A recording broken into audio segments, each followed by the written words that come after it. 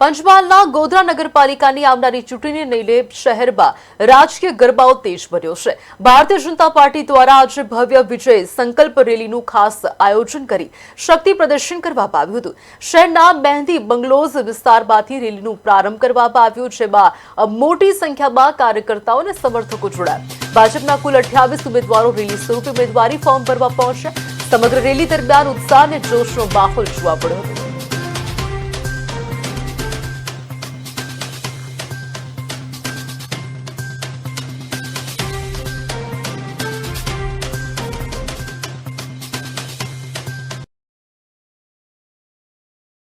ભારતીય જનતા પાર્ટીના કમળને અર્પણ થશે એવો મતદારોનો જુસ્સો છે। જીત્યા પછી શું આપણું ગોધરા નગરના વિકાસ માટે કયા પ્રકારની કાર્યવાહી કરશો?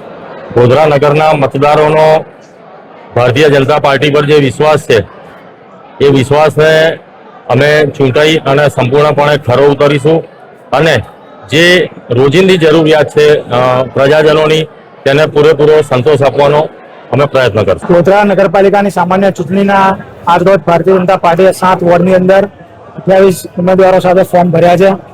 તમામ 28 ઉમેદવારો સાથે ફોર્મ ભર્યા છે। પ્રજાના જનસમર્થન તેમજ કાર્યકર્તાઓના ઉત્સાહ સાથે ફોર્મ ભર્યા છે અને આગામી સમયમાં 28 સીટ જીતવાનો પૂરતો પ્રયત્ન કરીશું। તેમજ ત્યારબાદ પ્રજાના જે પણ ગોધરાની આશા અને અપેક્ષા છે તે પણ પૂર્ણ કરવા માટે